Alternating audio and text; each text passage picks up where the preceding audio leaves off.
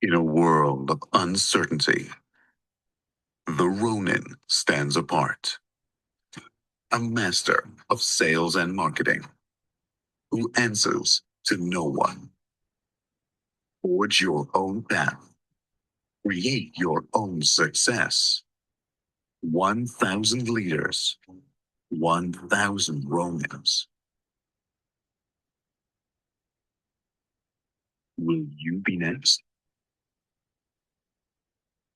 Join the revolution now. Step into mastery at therevenueronin.com.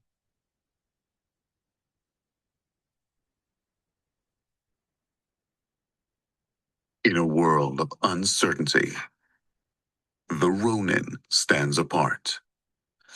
A master of sales and marketing who answers to no one. Forge your own path. Create your own success. 1,000 leaders, 1,000 Ronins. Will you be next? Join the revolution now. Step into mastery at therevenueronin.com. All right. Good morning, everyone. Good morning, or good afternoon, good evening, depending on where you're tuned in from. Thanks for being here. This is Justin Orpheus French, aka the Revenue Ronin. We're in the Revenue Ronin community today. Today's Thursday, and we're going to be talking about, of course, sales and marketing mastery, the two biggest business drivers of any company, along with buyers versus browsers, psychology of converting. So, yeah, there's, you know, and I heard Alex Hermosi say it yesterday on a video, 97% of people are not ready to buy what we're offering right now, but 3% of people are. And it's our job to help, raise awareness to those 3%, be in front of them.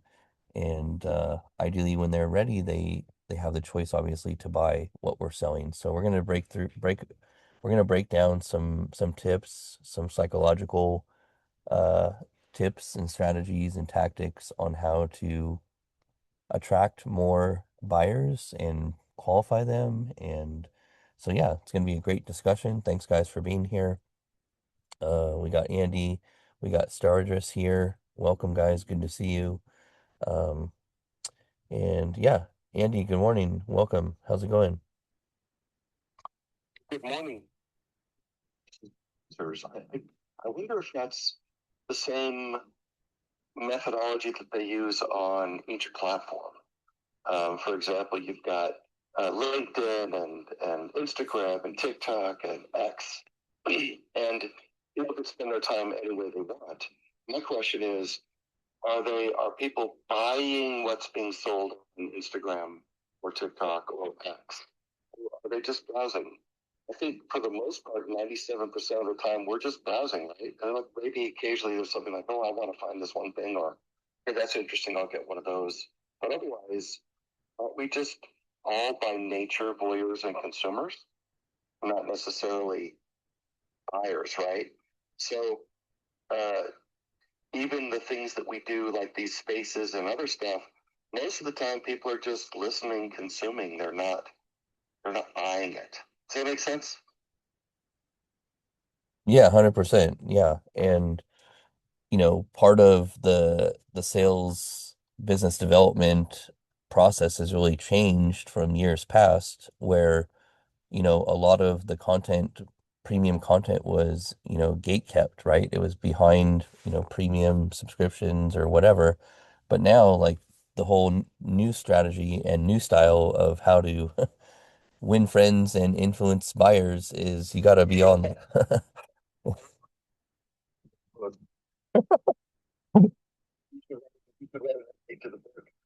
And influence people who don't know. Yeah. Another, it, it occurs to me that time is still 24 hours a day, and people's attention is still 24 hours a day, whatever that is.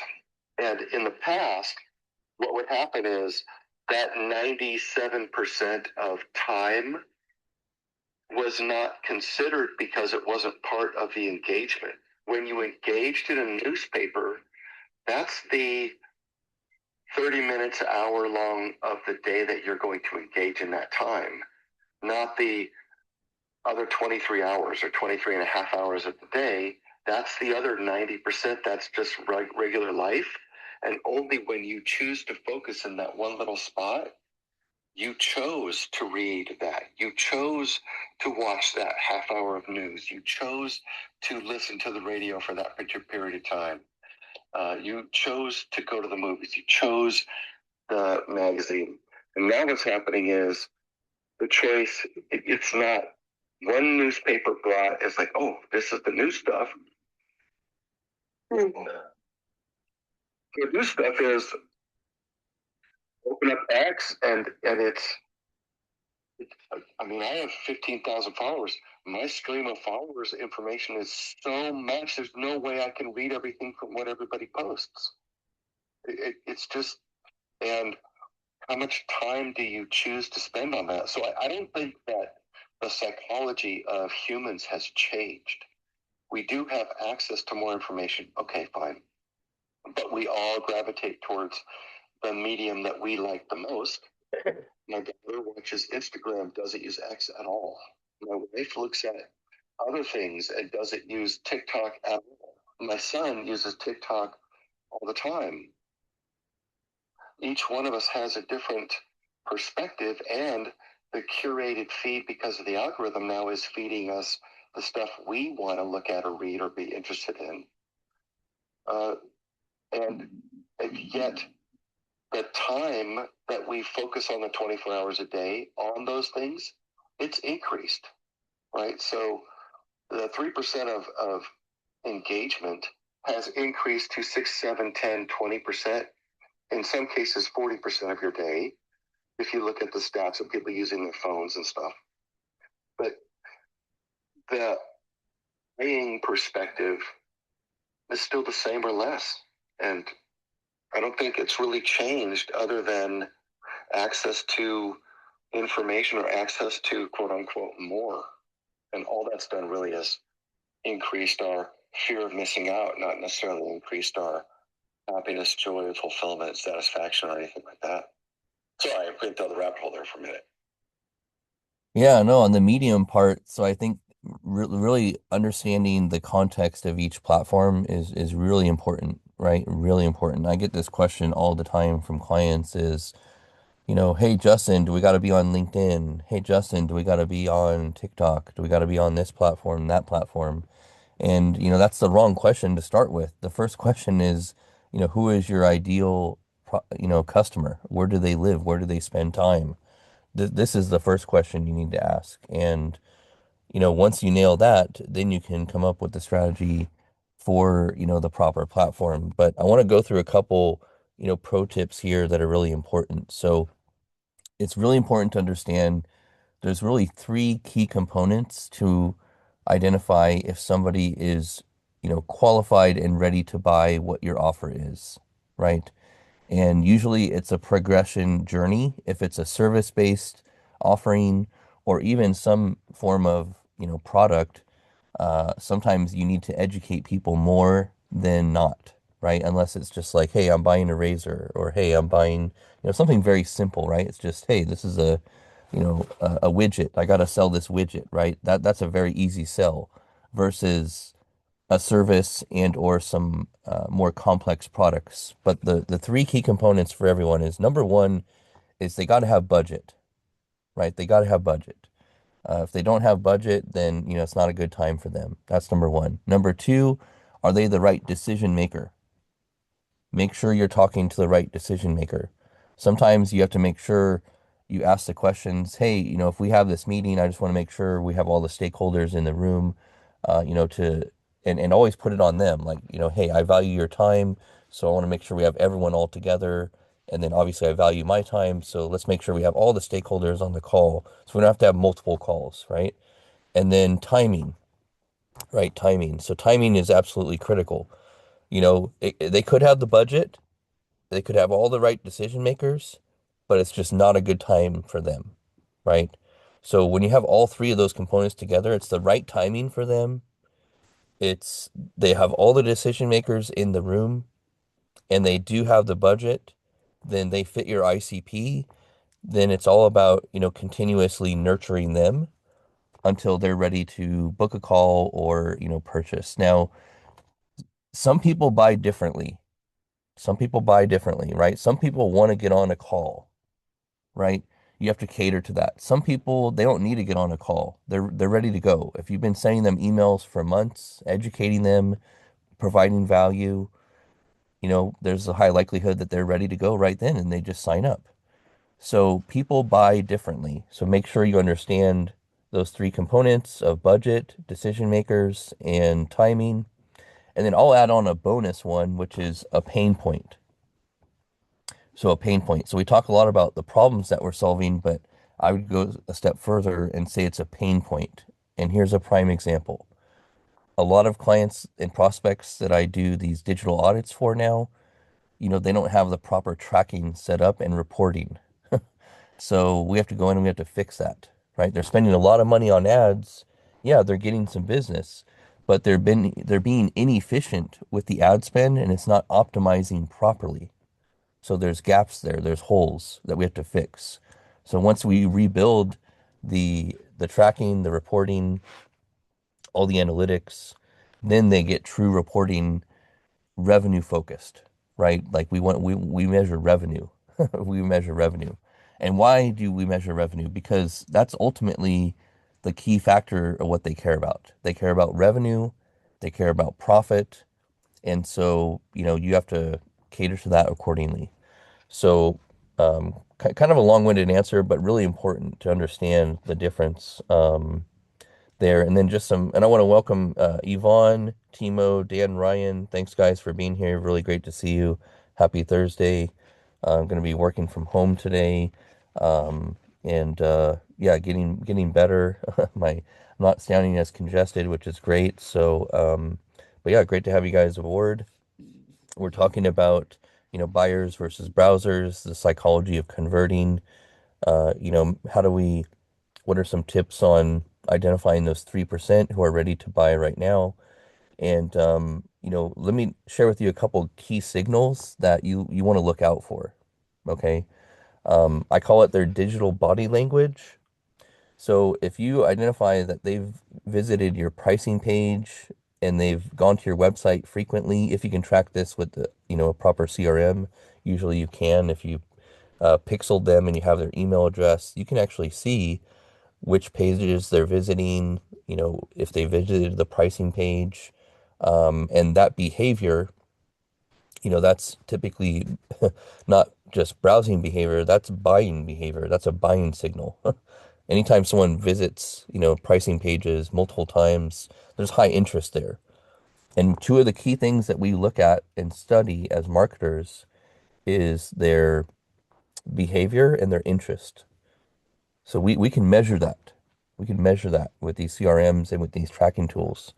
So once you have a good, firm understanding of their interest and their behavior based on their digital body language, like visiting multiple pages, pricing page, that's a key indicator. The other thing is time on site metrics.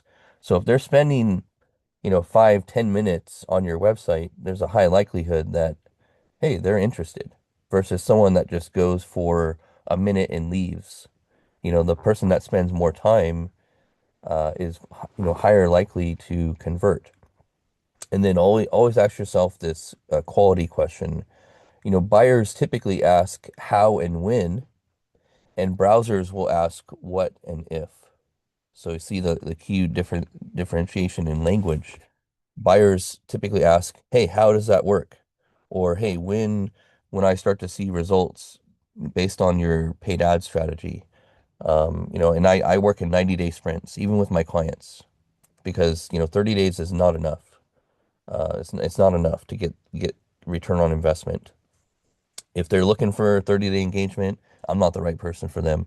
If they're looking for a 90-day partnership, a growth partnership, I'm in, right? I'm in. So, yeah. Let me get Will up here, and yeah, would oh, and Timo here as well. Yeah, guys, please come on up here. Would love to hear from you guys on, some of your tips and strategies about identifying buyers versus browsers. And just to remind everyone, I did see a video last night that came through my TikTok feed on with Alex Hormozy, which he did mention like 97% of people are not going to buy your stuff right now, and 3% are. So it's like this is a universal number for marketers and everyone just to understand. So.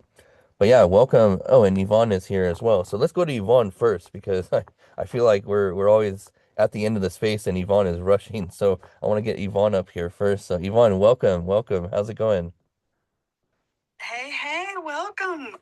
Listen to me. I'm saying welcome. Oh my gosh, like my brain, because I'm still like getting. That's why sometimes I don't talk earlier because I'm like running around listening to you guys doing stuff, getting my morning together. I'm awesome. Oh my gosh, I love this discussion. You must be hosting from the computer because I'm not able to like do the regular repost. Um, yeah, knowing so many things about this, like knowing the psychology of the customer, man, that was so key. And obviously, I'm sure Will can tap into this too, but I love that part of it. Obviously, doing acting and stuff like that, it's understanding human behavior and mindset coaching and mindfulness and stuff. Know thyself, but then also understanding other people, and it's so freaking key. And yeah, learning the psychology, and one of the things that I think a lot of people when they first start doing their product is if they don't understand this stuff. But that's why I love that you're bringing this topic up, because a lot of people might not even think about this. They just think, oh, I have this product, I want to sell it, and I think people would want to buy it, and I think it's a great idea, but they don't know how to do like target audience, customer base. They don't necessarily know to even think, what's my target audience? But they also don't know the psychology behind the customer base.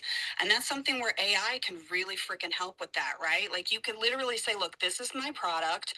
This is the kind of person that I want to be able to sell it to. What is the psychology behind the buying mind of the person who would do something like that? Building sales funnels is one of the fastest way to really understand that whole process and where people have resistance and those obstacles and stuff like that. I absolutely love understanding even color psychology and all this kind of stuff. I freaking love it. And for me, thankfully, it's easy because I know my customer so well because I was my customer. I am my customer. I'm literally catering to those people. But then also understanding, like, sometimes people do impulse buys, right? Like how much information do you have to share to help with those obstacles when they have them come up, like, oh, should I do this, and that kind of thing. That's what I love about sales funnels. And then lastly, I'll say, you were saying, I think Andy was saying earlier, knowing the platform, you guys, man, that is so freaking key. I've started asking people just generally, like, do they ever use X, or do they use, I've literally out in public, I'll ask them, what's your social media platform that you use? And then I'll ask them, why do you like that platform? And when I was asking my stepsister about this, because she was raving about TikTok, and I'm not like super active on there, I'm starting over there.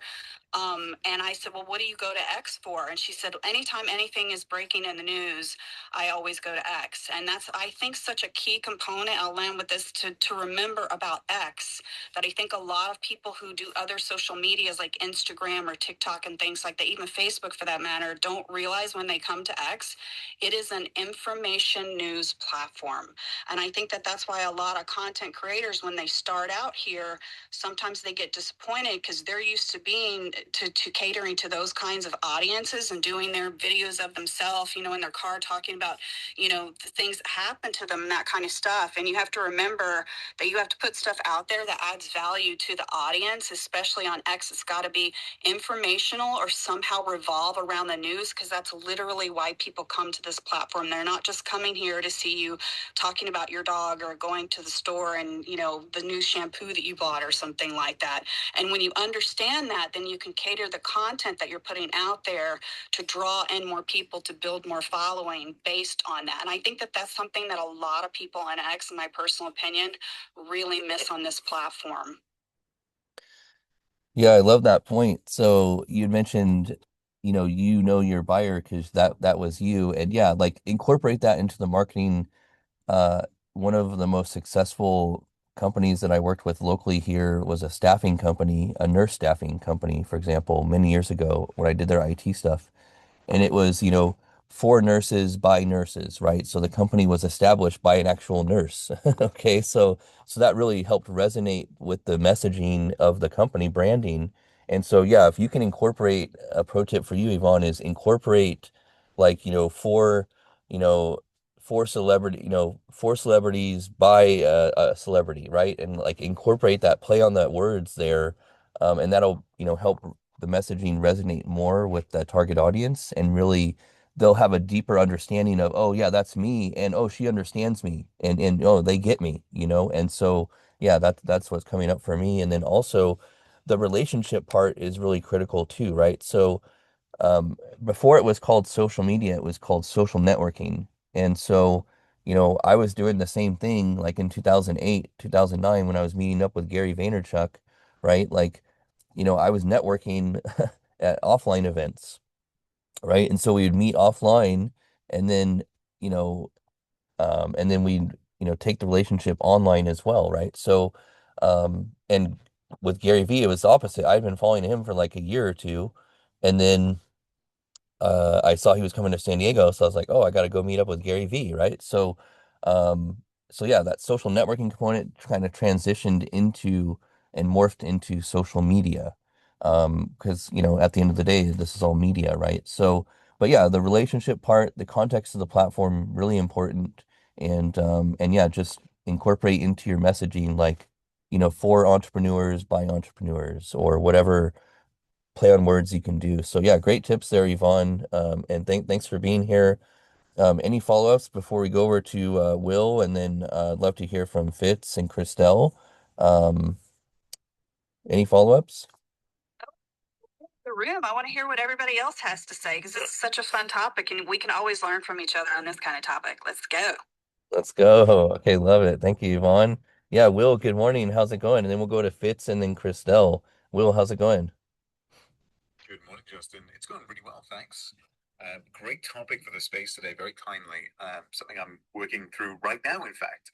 But yeah, great to be here. Great to be in the community today. But yeah, I was just going to say to Yvonne's point, I think that's exactly what I don't like about X. Is like exactly what you just said, is the fact that it is news related. Like today, for example, I'm seeing the food pyramid everywhere, which is great because like I'm a carnivore and I just eat steak and eggs, and that's at the top of the food pyramid. But like that isn't what I'm about. But I do understand the nature of the game, and it was just fun to point that out. Buyers versus browsers. Like this is something I've been thinking about a lot, and I've made a big mistake actually over the last 6 months. And I'm only realizing this in retrospect. But I got some advice the other day from somebody who I do respect, and they were basically able to show me the blind spots in my thinking, and I was putting buyers and browsers in the same place when they needed different things. And so what I've been working on behind the scenes now is basically just a way to cleanly separate those. And you're almost talking about sales funnels.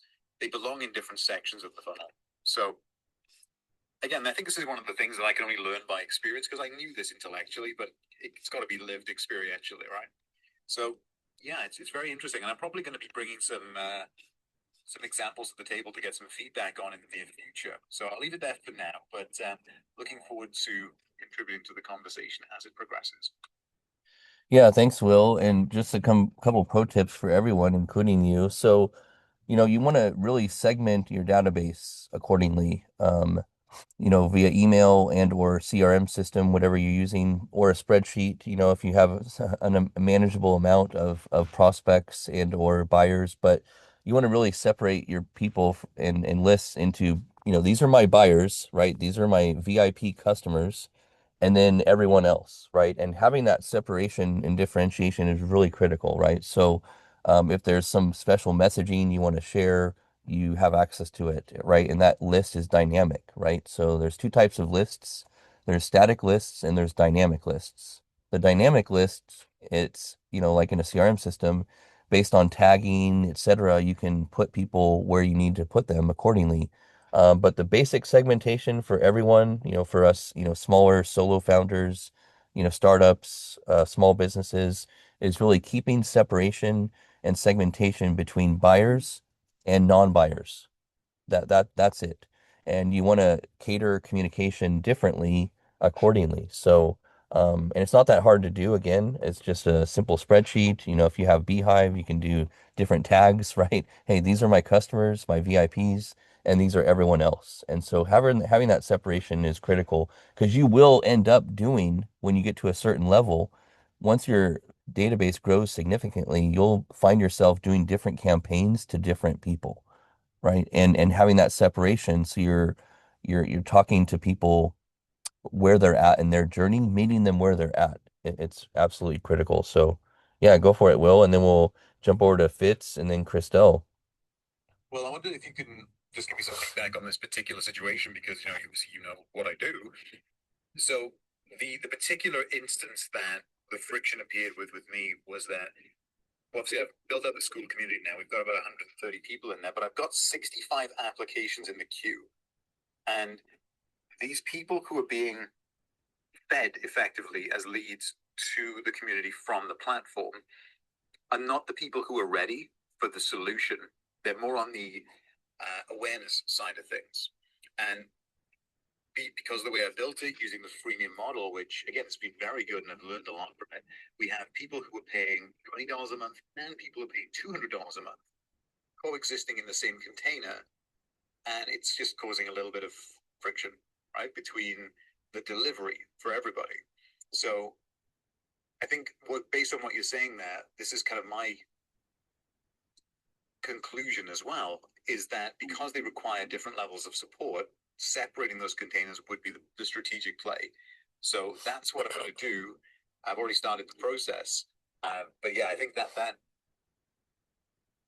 solves the issue that I'm currently facing. It does create additional issues, but such is business. So yeah, that's currently where I'm at. I'd love some feedback if you think that's the right play.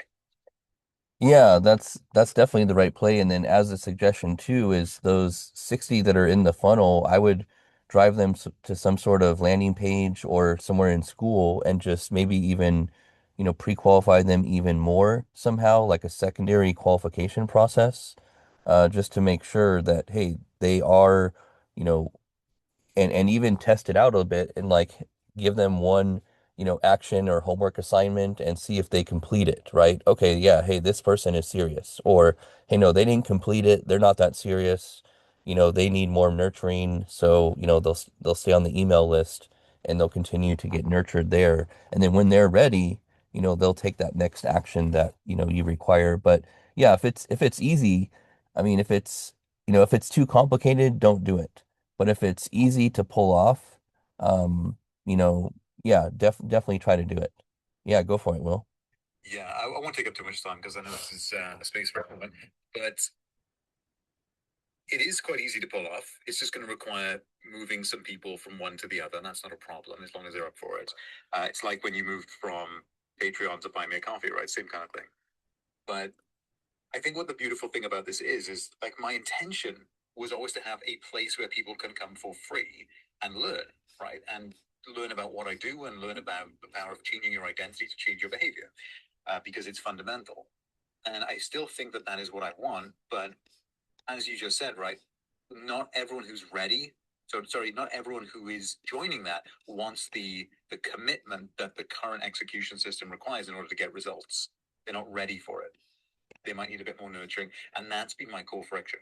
So yeah, exactly as you said, we're going to have a free top of funnel, a free container where the teaching can happen and the questions can happen and things like that, and then just a paid execution container which is separate, which is where people then are held to account, have their results, have all their tracking and things like that. So I think that's the play.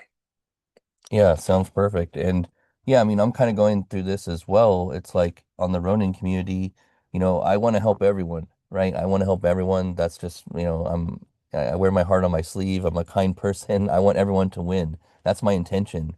But the reality is that because I'm being pulled in different client directions and running a community and, being a father and, being a husband and, helping take care of my older parents, I mean, the list goes on, right? So I got to be really mindful, especially this year, of my time. And so it's okay to let people know throughout the journey, like they know I'm building in public, right? They know you're building in public. We're all building in public here on X. So they know that. So it's okay to communicate, hey guys, I'm building in public. I'm going to have a free section for people that need more nurturing. And then I'm also going to have my paid section and just be honest and educate them and just share the journey with them and be transparent and authentic. And yeah, they'll come on board when they're ready. They'll invest when they're ready. You know, it's no pressure. It's no pressure, but at least you have to explain it to them. You have to, multiple times. You have to educate them frequently and in different mediums, right? On spaces, in your content, in your emails, fill in the blank, right? Jump on calls sometimes. Hey, I appreciate your investment in the Ronin community. This is where we're at right now. This is how I'm continuing to grow the community. And I'm going to have a section for paid people over here. And then these people are going to be more, lower, price point. And it's okay to have that differentiation. It feels uncomfortable, right? It feels uncomfortable, but this is how we grow, right? You got to have the challenging conversations. And I mean, again, I'll be honest, I charge $600 an hour. Okay. I charge $600 an hour. So, I mean, and that's not to brag. That's just to say like 25 years of hard, disciplined work to get to this point, right? This hasn't happened overnight. So, and I know your guys' time is very valuable as well, which is why I highly encourage everyone to, get what they need on these spaces and really execute it in their business because these are MBA level masterminds, right? And I want you to win. So, yeah, anything else, Will, before we go to Fitz and then Christelle?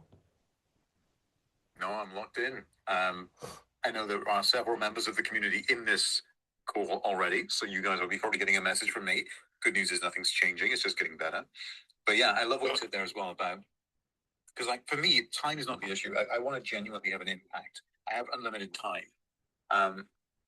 but what I want to do is convert that unlimited time that I have into the highest leverage impact that still delivers a real transformation because it's so easy to fall into, sorry, I had a bit of food then.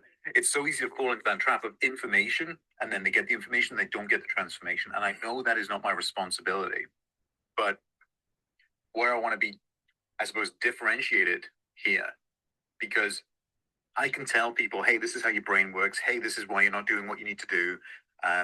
But that doesn't actually change anything. And I suppose the issue I had was I wanted to try and maybe overextend my responsibility on the free side to say, hey, I want to get you guys results. But, like we've talked about before, they didn't have skin in the game. So I think separating that out has probably been the biggest lesson for me. So if anyone is thinking about doing something like this, that is a lesson that I have learned. Yeah, you got to maintain the separation. It's really critical. You know, and this is where it comes with practice. You will know who's serious and who's not very quickly with just questions you're asking. And then if you look at patterns of their past performance and consistency, right? So you will you'll be able to get that, spidey sense even better over time. And just like with me for prospects, right? I know within 15 minutes if they're going to be a good fit for me with one conversation. Why? Because I've had thousands. So I can really lean in and hone in on exactly, hey, is this person gonna be a good client for my marketing agency or not?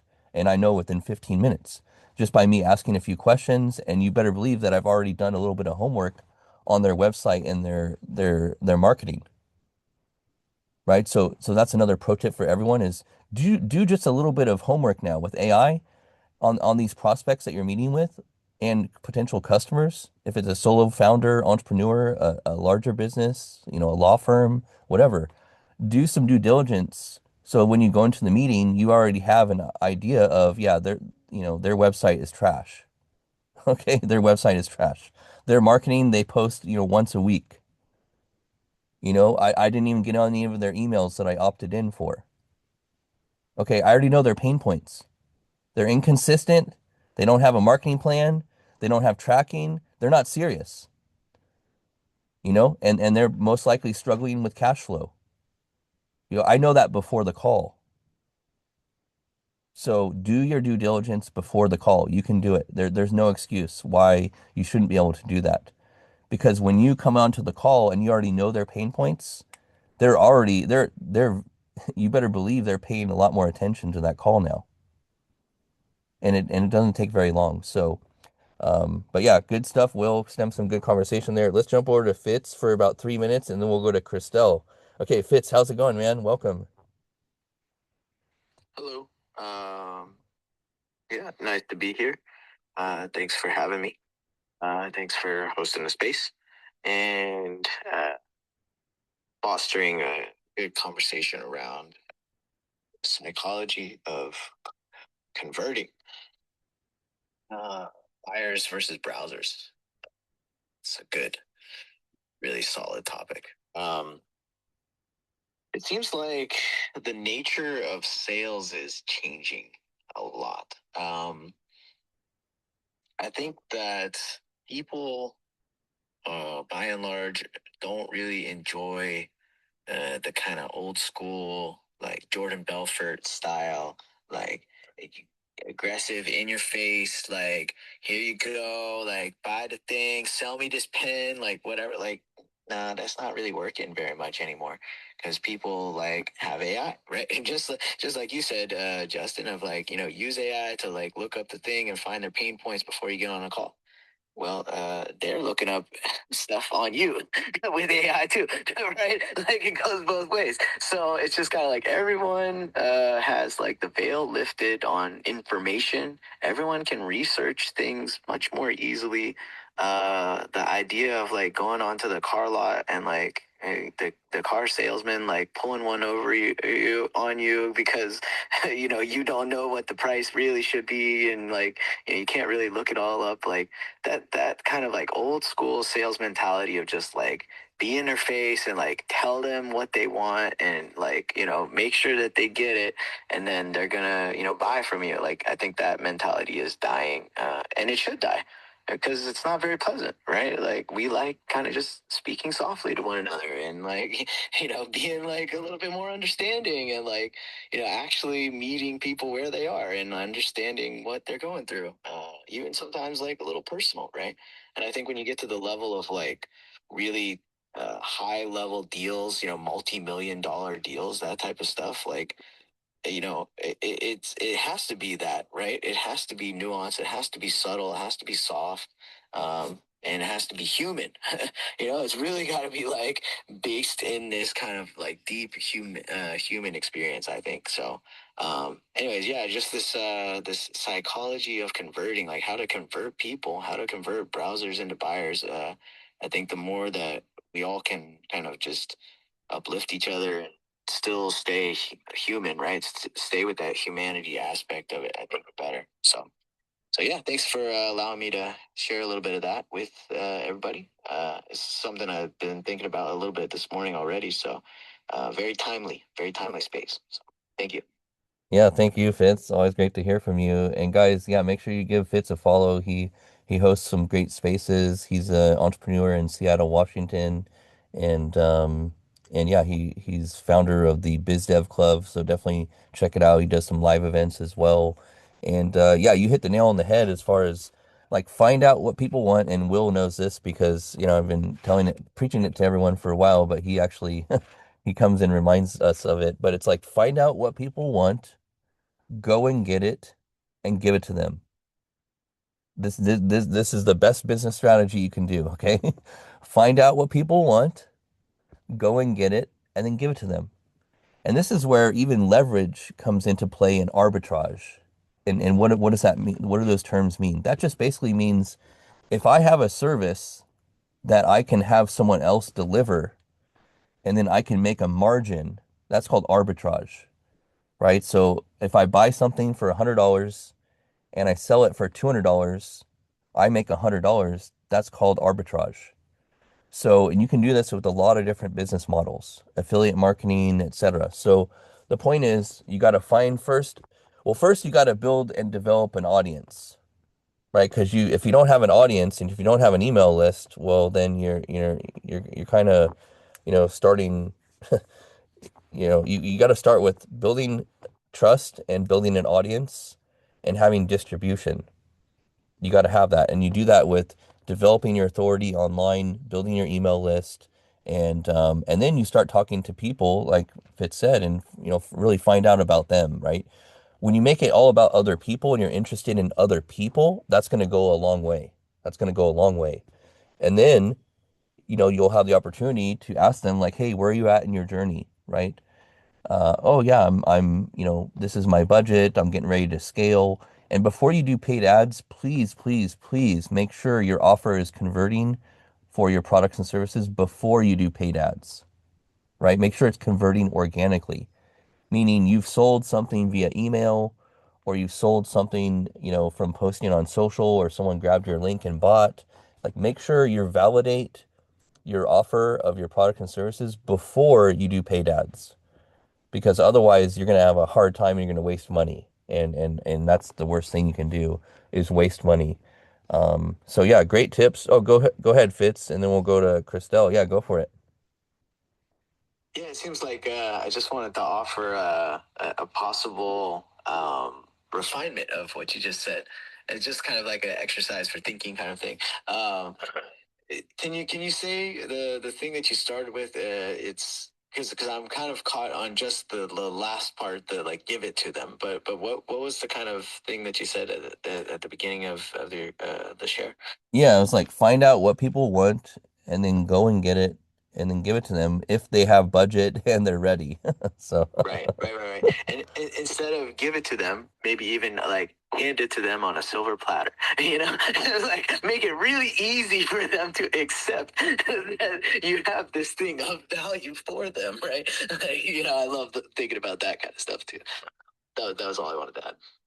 yeah, that's a good point. Like we got to make it for easy for people to buy, right? This goes, for myself included. Sometimes I overcomplicate the sell, and we need to really simplify and streamline things. So the less clicks, and this goes into the topic very easily, the less clicks you can make and the less hoops you can make for people to buy from you and do business with you, the better, right? You want as less, the less friction as possible to get people to invest and pay you. And so, yeah, it's really critical. So, okay, let's go over to Christelle. Thanks, Fitz. Let's go over to Christelle, and then we're going to go to VB, and then we'll go to Danielle. And then I need to wrap up at like 7:45, guys, today because I have some extra appointments and, we're behind on a project just from all the tech stuff. We're dealing with Google, we're dealing with Facebook, we're dealing with a lot of technical stuff. And so, we're behind on this project. So I'm gonna have to, dedicate some more time, which it's okay. This is, high ticket, so I'm okay with it. But I gotta spend the extra time to make sure we get this project back on track. And I keep, most importantly, the customer happy and informed. Okay, this is critical, right? I'm going through this right now. Is don't ghost your clients just when things are behind schedule and the deadline has to be pushed out. These things come up, right? The tech breaks. Breaking news, tech breaks. I don't know if you knew that, but yeah, tech breaks. So you have to make sure you're getting ahead of it with your customers and with your team and you're proactive. And don't just, this is a pro tip for everyone. Don't just think that you're going to implement the technical solution and everything is going to work fine. Because guess what? You need to quality control it. You need to test it. You need to QC it. You need to do, do some documentation. You need to do all these extra things. Fitz talked about going the extra mile. I go the extra 10 miles for the client. Why? Because so they can see how involved it is. And part of the process that I'm doing when I'm consulting them is I'm educating them. Why? Because most marketing companies don't, right? They're not educating their clients. They're just, okay, I press this button, I run an ad, here's your report, have a nice day. No, that's not the way it works. That's not the way it works. Don't just be another button pusher. Be a growth partner where you're highlighting and you're educating them throughout the journey and throughout the process. So, and this was one of the primary complaints of this client was, hey, we were really left in the dark. Well, let me start with the first thing. We're not getting results. That's number one. Number two, we were left in the dark. They didn't explain what was going on. They didn't have a consistent meeting cadence. We were left in the dark. We're spending all this money. were not getting return on investment. I mean, fill in the blank, right? They had a lot of pain points. And now I know why. It's because everything was not properly integrated with their CRM, with their ads, with their tracking, with their reporting. Nothing was set up properly. So now we have to rebuild the whole entire marketing engine. And then now we're going to start getting them results, but we're not spending another penny until we do. So the point is make sure your customer's happy always. Make sure they're always informed of what's going on with the project, what's going on with, the contract, and don't ghost them. That's a bad thing, especially when things are getting challenging. So, okay, let's go over to Christelle, and then we'll go to VB, and yeah, then Danielle. Okay, and we're gonna end at 7:45, guys. So just be mindful of the time. I want to make sure we get to final word. So, yeah, Christelle, over to you. Welcome. Hi, good morning. Justin, you sound better. Thank God. Hi, Andy. Hi, Yvonne, Will, Fitz, everyone. Danielle, VB's here. Good to see you all. Love this conversation. Fitz, I love what you just said. I am all about soft in 2026. I'm all about soft. I am. I love it. And I think a lot of us are ready for soft, right? Like, especially people around my age. I'm like, I grew up with a lot of hard because our parents went through it and their parents went through it. And I'm like, you know what? I'm asking God to make me a softer parent, a softer mother, because I believe that's what I'm supposed to be. And I'm still, I'm learning how to be a disciplinarian as well as I need to. But there's a way to do that soft and firm. Anyways, let me not go too far on off of that, but I just love what Fitz said there, and it's so true. And I've always had a weird thing with this psychology of anything because it kind of feels like mind stuff. And so I had a marketing coach that he was really great about showing me, look at this stuff, understand the strategy behind it, the science behind it, but always lead with the heart, right? And that's what I love about this community. It's what I love about Justin, and it's what Fitz is talking about, and it's just really true. And I have been changing up my strategy, especially with spaces. If you've come to my spaces, you see they're very different. They're very different. And why? Because I'm leaning more into relationships here on X and friendships, because that is actually where I'm finding my most value overall. Like if you look at the holistic value score, I get so much more out of these relationships that actually turn into friendships because of the time that we're spending together. And then when there is business opportunity, which there's a ton here because we're just surrounded by nerds and people who love to learn and build and grow. So it's just easy, right, to find people if you're really looking. But it's so much easier to do that from a softer heart place, like a friendship. So my LinkedIn strategy is wildly different.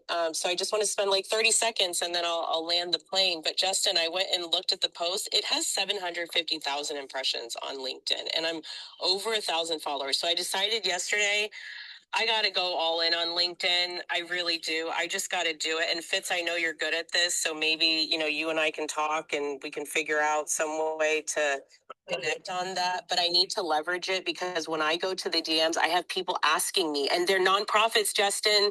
They're nonprofits asking me to help them monetize their newsletter. And when I'm telling them how much they can make, I had someone yesterday tell me I have 4.5 thousand subscribers on Substack. I'm like, homegirl, what's your open rate? 40%. Okay. This was a principal I used to work with when I was a director of a high school. She's a principal. And now she's got a profit. She's amazing. I'm like, think about how much money she can make off that email list just in ad revenue alone. So I'm going to land there. That's the psychology of converting, go through the heart, make it soft, make it a relationship. And then the psychology is just a given. We want to support the people that we love and are connected to. So thank you. Much love, everyone. Yeah, much love. Thanks, Christelle. Yeah, like LinkedIn it's really good for high ticket, right? I've gotten a lot of referrals from there recently in the last 3 to 4 months because I've upped my game on LinkedIn. And so yeah, and here's the strategy that I've used to grow my impressions like 300% is just, increase the frequency of posting. So I'm not just talking about once a day, I'm talking like 5 times to 10 times a day. Yes, I post 10 times a day sometimes. That's number one. Number two, ideally you want it quality, right? So quality, frequency, volume, that's the play over there. And you will start to get the impressions and the engagement, but you got to interact, engage. But if someone's asking Christelle those types of questions and they're very specific about, hey, I need to monetize my newsletter, like that's set up on a silver platter. Fitz was mentioning like that's a silver platter. Oh, okay, you can't get a better prospect than that. Who's art? Do you pay for premium? No, I don't. No. Okay, so because I'm thinking about canceling, I don't know what it's giving to me. I don't know what it's like $50. I find it very expensive. So if I may say quickly, I'll take like a very brief moment. I pay for LinkedIn Premium. The main value I get from it is that I can see who visited my profile, and then I can use that information. That's the main thing that I like. And also, you can send people messages for free. Yeah, most of the time. 100%. Yeah. You can Thank also you so much. you can also stalk people and they don't know that you're doing that when you go on LinkedIn. Oh, that makes it worth it. Take my money. I love it. Yeah, so they can't. You can set it into anonymous mode, so you can look at as many profiles or stalk that same person and study them and whatever, and they won't know it's you, and that is worth it. I pay. I just paid it 2 days ago. Corporate America used to pay for it. Now I have to $239 a year, and it's kind of expensive. But there's a lot. I've only had that benefit, guys, so I don't really know what it's like not to have it, to tell you the truth. But yeah, I know there's a lot of features, and so yeah, I do think it's worth it if you're going to spend a fair amount of time there.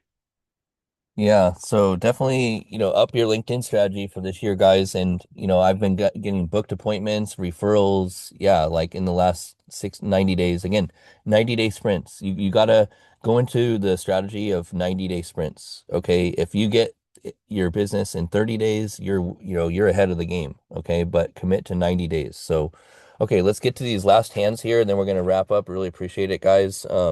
Let's go to VB and then we'll go to VR. And yeah, if you guys can just keep it to about 2 minutes, we really appreciate it. We're trying to wrap up here at like 7:45, 7:50 at the latest here, so would really appreciate it. Okay, VB, Ronin VB on the stage. Welcome. TED Talk India. Here we go. Thank you, Justin. You're so kind. I'm going to start with the quote that you were talking about. Find what people want, get it, and then give it to them. Yeah, that's amazing. That's the whole game. But what most people skip is the finding part, right? The cold outreaches, because it's scary. You want to build stuff and hope people want. In fact, it's the wrong order. How it actually works is, and in fact, you don't need a huge audience. You need the right kind of audience. So 100 people who will pay is far greater than a viral post. And if you are not getting the right audience, an email list, that is your real audience, not your followers. Because when your ex, what happens if X changes its algorithm, or if somehow you get 20 reports and then your account is banned for no reason? What are you going to do then? So your email list is still yours in that case. So build an email list, absolutely. Justin, people talk about the newsletters here all the time. So if you're listening to this space and if you don't have a newsletter, what are you doing, right? So when it comes to buying, and if I can offer my perspective in this, if you want to simplify the buying behavior, just one thing I would say is every extra step that you make someone take, half of them drop off. If it's a long application, you probably will lose them. If it's 3 to 5 clicks before they can buy, you probably lost them. If you make it 1 click, the chances are higher, 1 to 2 clicks. Now, the psychology piece in terms of what the topic of the space is, and what I've observed through my experience in corporate is, as well as a startup. So browsers would ask vague questions. Usually, how does this work? What do you offer? / similar things like this. Buyers would ask specific questions. What is the timeline? When can we start? Etc. Right? So, and also buyers would say sound interesting.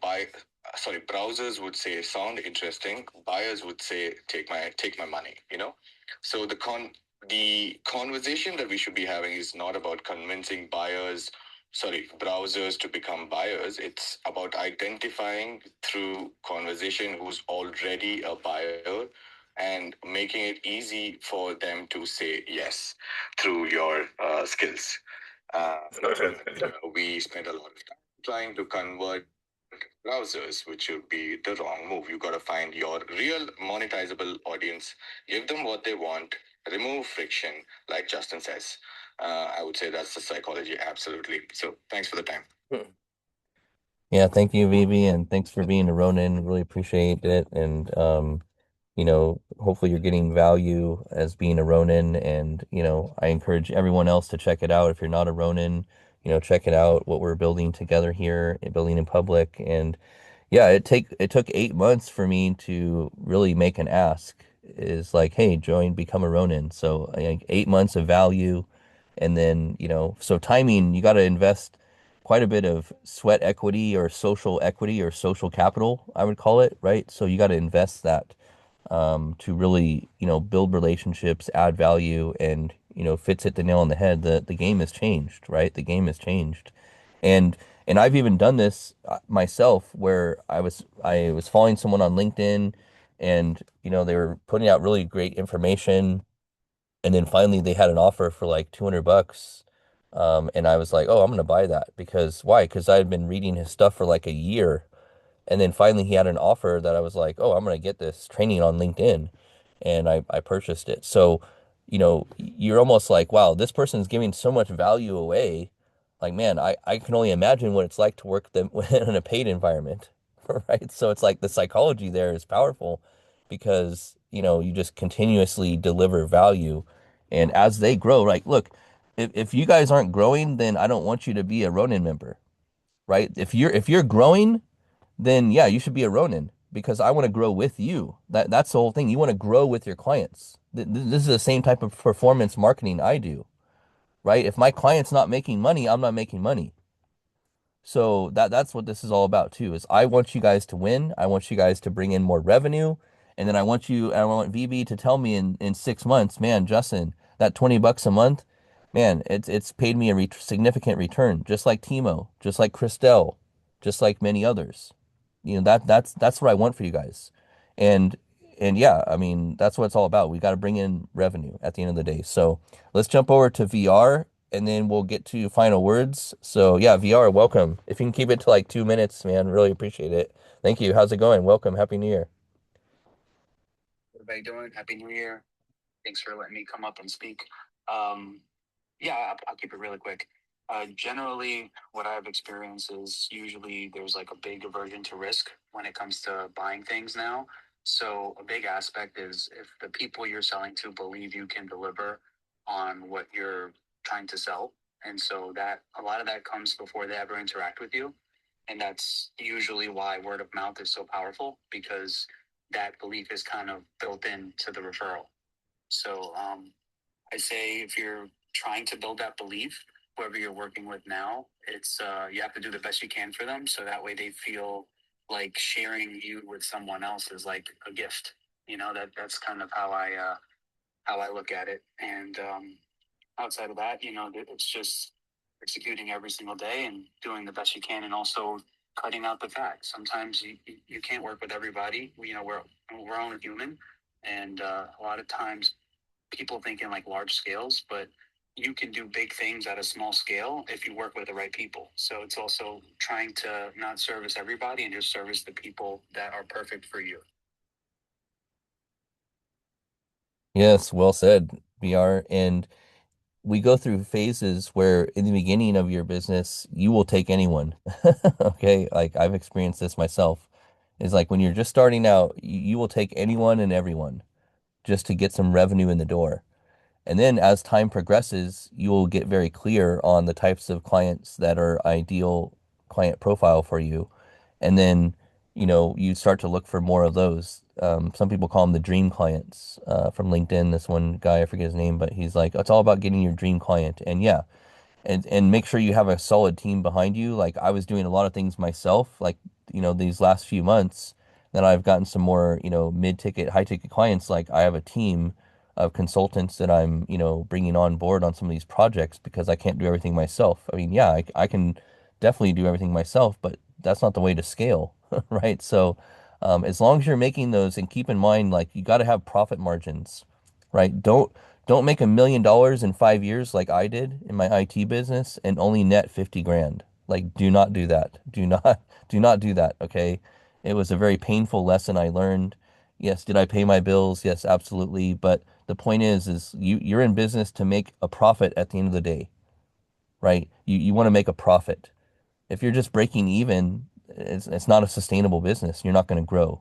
So always prioritize revenue and profitability and structure those into your deals, right? Put an extra, 10, 20% in there for contingency and for, a cushion because you will have to dip into that at some times.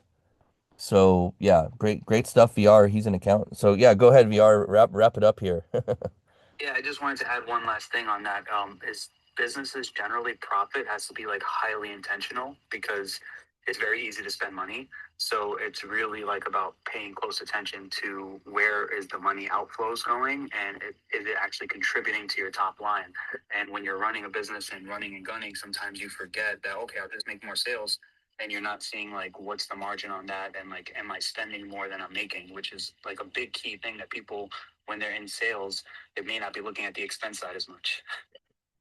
Yeah, the fundamentals are critical. So yeah, and yeah, thank you for that reminder, VR. Always great to hear from you. Please come back tomorrow, guys. We're going to be here at 6:45 a.m. Pacific in the Startup Circle. We're doing our wins for the week. We do wins for the week every Friday.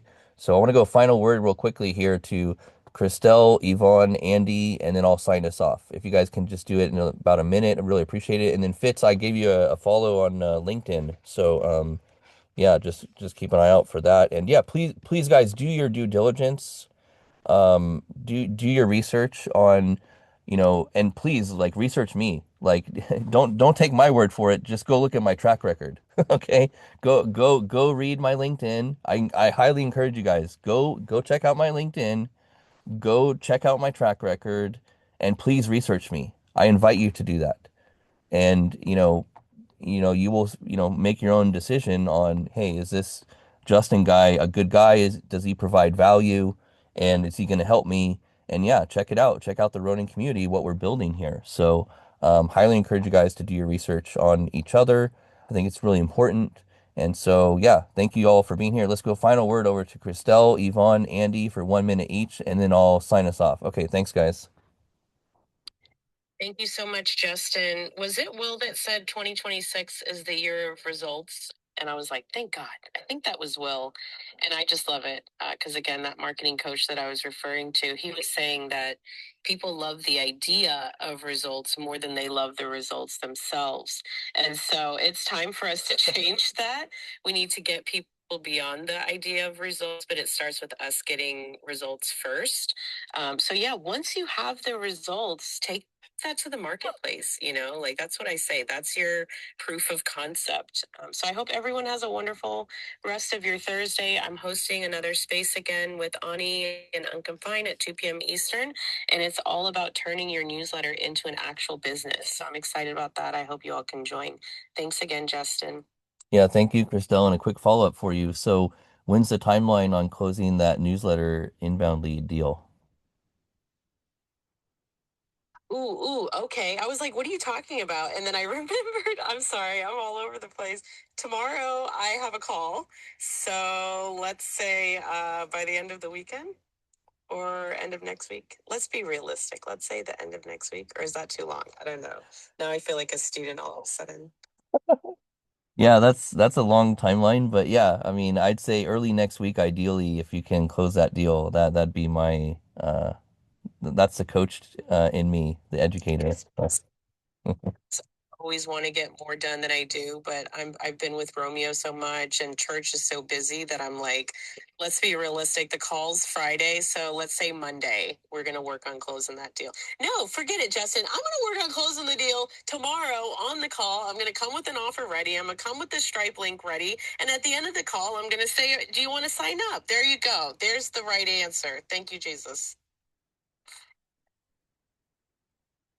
And that's some good live coaching right there, guys. Yeah, good stuff, Christelle. Much love. Over to you.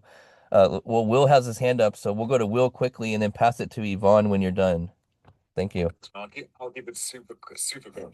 Chriselle, when you said be realistic, I was like, no, last thing you want to do, believe in yourself, just like you did. Amazing. Amen. Yeah, you said, because like we said that 2026 is the year where results matter more than shouting loudly, right? We said this, I think it was yesterday. I think it's more and more true as we talked about, like the amount of content that is going to be able to be generated by AI. It is going to flood social media because it's so easy to produce. So the signal in all that noise is, can you get results? Can you show results? Can you demonstrate the proof of your promise? And the more you can do that, the more you will stand out. And thank God is all I can say, because that is what the market is crying out for, is less noise, more signal. So that's all I wanted to add. Have an amazing day, everyone. I'll pass it over to you, Yvonne. Ooh, I love it. I love it. And I am definitely like, I prefer the results. The fluff doesn't do it for me. I need to see some hard activity action. So let's go. Results 2026. Oh my God, I'm getting used to saying 2026. Yeah, fire space as usual. You guys bookmark this for yourself with all the stuff that was shared. I always, if I'm not able to attend, I always try to catch the replay because I love these spaces so much. And I'll just say the one quick final tip.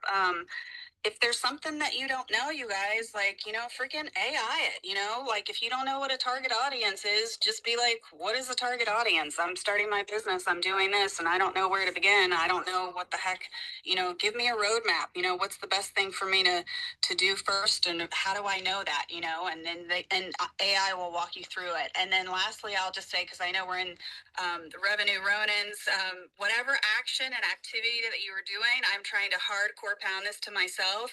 Make it closest to money action. You can be doing so many things, posting stuff on social media and all this other kind of stuff, but is it an action that is going to move you towards a sale and generating revenue? You can get so busy in the busy work of things and feel like you're accomplishing something, but if you're not seeing the money coming in, then you need to kind of do a pivot. So just be mindful of that. And thanks, you guys. Have a kick-ass day. Yeah, thank you, Yvonne. Always great to hear from you, and yeah, a lot of great wisdom. And yeah, really excited for your journey, and keep us updated on your product launch and how we can support that. I know you're working on it on the back channels, so yeah, always great to connect with you. Okay, Andy, final word, over to you. Space, we are users, occasionally buyers. Right? Just remember, you don't eat 24 hours a day, you don't sleep 24 hours a day, you don't consume stuff 24 hours a day. You just do it in little chunks and bursts here and there. So your audience is doing the exact same thing. What you're trying to do is just get inside their kind of circle of, when they're doing their thing, they get your stuff too. That's really one of the keys. And if you can add where they're doing their thing, they're on TikTok or Instagram or X or reading the newspaper or whatever, and your stuff is in front of them and it makes a value to them and it helps them and it solves their problem because it addresses whatever their pain is, then you're going to get a sale. That's why it's so hard. It's not hard in reality. It's hard because it's not up to you 100% of the time. It's up to timing. Just like getting a job. Getting a job has more to do with timing than any other attribute at all. It doesn't matter your resume, your system, whatever. You could apply, you can audition for every movie in the world until they're actually casting that day. It doesn't matter. Same thing. You can make your offer 1,000 times, and if they're not interested or ready, doesn't matter. But remember, all browsers looking, wanting to go, yes, I want that. So just because what I said is true doesn't mean it's discouraging, it's encouraging. People are always looking to buy something. They're always looking to be interested. They're always looking to solve whatever that little pain they have to deal with or big pain they have to deal with. They're always looking. So yes, just because they're all browsers, fine. We're all browsers and we all want to choose to buy. And just remember your ABCs, guys. Always be connecting, always be closing, always be converting, right? Always be connecting, always be closing, always be converting. And with that, guys, another great space. Fire. We'll be back tomorrow in the startup circle. Again, 6:45 a.m. Pacific. Just put it on your calendar. Thanks, VR, for connecting on LinkedIn. Really appreciate it. And yeah, thanks for all of our co-hosts, our speakers, all the contributions. Hopefully you guys got some great value here today. Please subscribe to the Revenue Ronin newsletter. Would really appreciate it. And if you guys have a LinkedIn or a newsletter, drop it in the purple pill so we can stay connected over there. Visibility plus credibility equals profitability. Visibility plus credibility equals profitability. That's the formula. So stay visible, stay valuable, and when they're ready, they'll reach out, they'll connect, and just pay attention to those key signals, buyers versus browsers. So great topic. Thanks everyone for the contributions. Just remember, at the end of our lives, we'll ask ourselves 4 simple questions. Did I live? Did I love? Did I matter? And did I make a difference? Until next time, keep making a difference. Build that mind, build that body, build that business, build that bank account, but most importantly, build that legacy. So stay hungry and stay humble. We'll see you at the top. You want to keep growing, check out the Revenue Ronin. Prices went up a little bit, very affordable. We'd love to have you as we continue to grow the community, and we'll see you at the top. All right, make it a productive, but most importantly, profitable day, and we'll see you tomorrow. All right, much love.